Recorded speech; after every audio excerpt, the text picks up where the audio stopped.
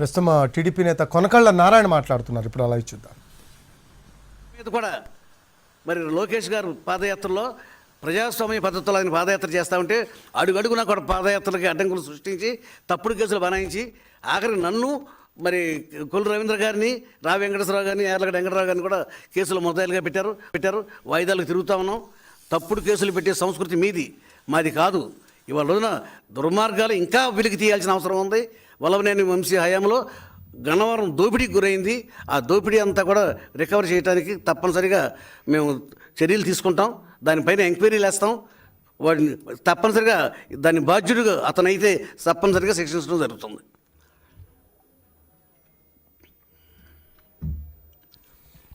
అందరికీ నమస్కారం. ప్రజాస్వామ్యంలో గౌరవ ముఖ్యమంత్రి చంద్రబాబు నాయుడు గారి నాయకత్వంలో పనిచేసే పార్టీ తెలుగుదేశం పార్టీ. ఇవాళ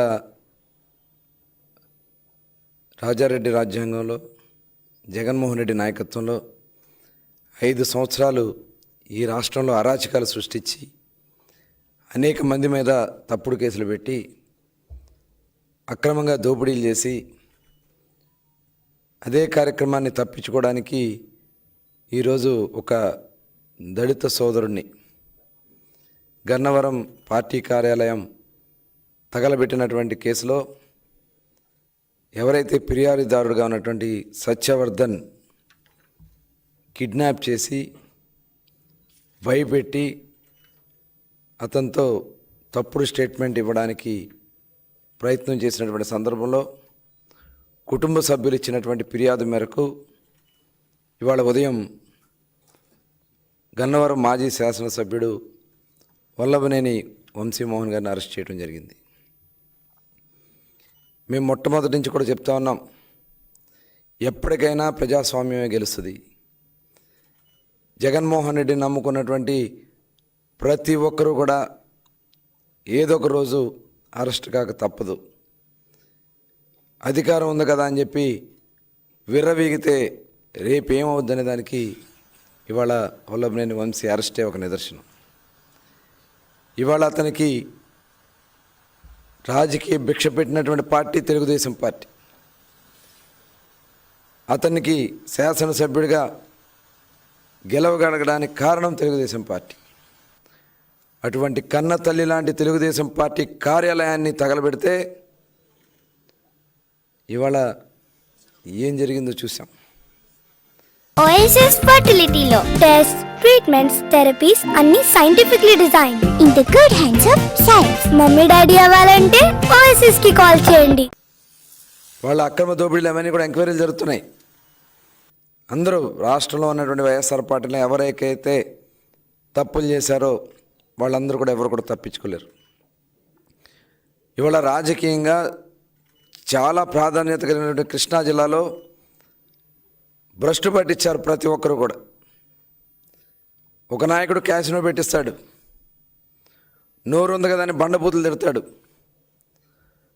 అధికారం ఉంది కదా అని చెప్పి అధికారుల్ని కాళ్ళ కింద వేసుకుని తొక్కే పరిస్థితి చేశారు. ఆ రోజున వాళ్ళు చేసినటువంటి దుర్మార్గాలు. ఇవాళ బందర్లో మచిలీపట్నంలో ఒక మాజీ మంత్రి బియ్యం స్కామ్లో సొంత భార్యనే కేసుల్లో ఇరికించినటువంటి దౌర్భాగ్యమైనటువంటి పరిస్థితులు వైఎస్ఆర్ పార్టీ ఇవాళ ఆ నాయకులది.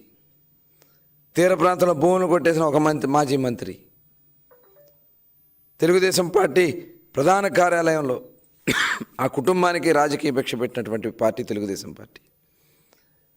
ఇవాళ దాడులు చేసి జగన్ దగ్గర మెప్పులు పొంది పదవులు పొందాలని చూస్తే ఏమైంది ఇవాళ మీరు చూశారు. ఇవాళ ఎవరు కూడా తప్పించుకోలేరు. ఇవాళ ఎవరైతే కంప్లైంట్ ఇచ్చారో అతని మీదే, ఒక దళితుడి మీదే ఇవాళ ఇలాంటి దుర్మార్గాలు చేస్తూ ఉన్నారంటే ఎట్టి పరిస్థితుల్లో కూడా ప్రభుత్వం చూస్తూ ఊరుకోదు. ఖచ్చితంగా ఎవరు కూడా తప్పించుకోలేరు. ఇవాళ జగన్మోహన్ రెడ్డి గారు కూడా ఈ రాష్ట్రాన్ని ఏ రకంగా దోచుకున్నారో, ఇవాళ సొంత బాబాయ్ని ఏ రకంగా హత్య చేశారో మొత్తం కూడా ఇవాళ బయటకు వస్తున్నాయి. విచారణ కూడా వేగవంతంగా పూర్తి కావాల్సినటువంటి అవసరం ఉంది. దానికి కావాల్సినటువంటి చర్యలన్నీ కూడా తీసుకునే పరిస్థితి ఉంది. కాబట్టి ఎవ్వరు కూడా తప్పించుకోలేరు. ఇవాళ వచ్చి మాట్లాడుతూ ఉన్నారు ఒక్కొక్కరు. మీరు మాట్లాడే అర్హత మీకుందా? మీరు చేసిన తప్పిదాలే మిమ్మల్ని వెనక పంపిస్తున్న అది గుర్తుపెట్టుకోవాలని చెప్పి ఈ సందర్భంగా తెలియజేస్తూ, చాలా పారదర్శకంగా మేము కక్షపూరితంగా చేయాలంటే ప్రభుత్వం వచ్చిన నెల రోజుల్లోనే మొత్తం అందరినీ జైల్లో పెట్టవచ్చు. కానీ మేము ఎక్కడా కూడా ఎవరి మీద కూడా కక్ష సాధింపు చర్యలు తెలుగుదేశం పార్టీ చేయదు. ప్రజాస్వామ్యబద్ధంగానే ముందుకెళ్తాం. ఎవరైతే దీంట్లో అవినీతిలో కానీ అరాచకాల్లో కానీ భాగస్వాములు అయ్యారో వాళ్ళు ఎట్టి పరిస్థితి కూడా తప్పించుకోలేరని కూడా తెలియజేస్తాను.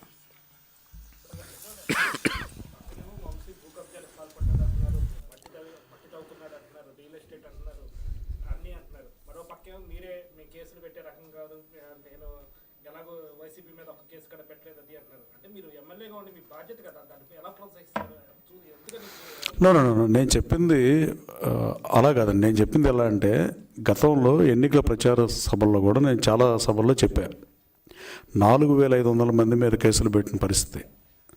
అక్కడ నేను అధికారంలోకి వస్తే నేను తప్పుడు కేసులు పెట్టను, సాధారణ ప్రజల్ని పరిపాలించడానికి శాసనసభ్యుడు అవ్వాలి తప్ప, గన్నవరం స్థితిని గతిని మారుతగ్గ రాజకీయాల్లోకి వచ్చాను తప్ప అభివృద్ధి ఎజెండాగా పనిచేస్తాకు వచ్చానని చెప్పా. అక్రమ కేసులు పెట్టనని చెప్పా. నేను ఇప్పుడు కూడా పెట్టలే. మీరు you can verify all the police station in Gannavaram area.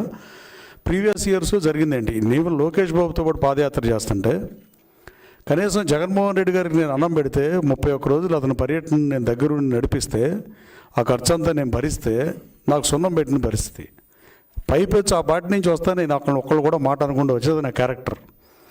తర్వాత నేను పార్టీలో నుంచి వెళ్ళి లోకేష్ బాబు సమక్షంలో తెలుగుదేశం పార్టీలో చేరిన 2వ రోజే 307లో 5 కేసులు, 52 మీద రంగనగూడెంలో కేసులు, ఇవన్నీ పెట్టినప్పుడు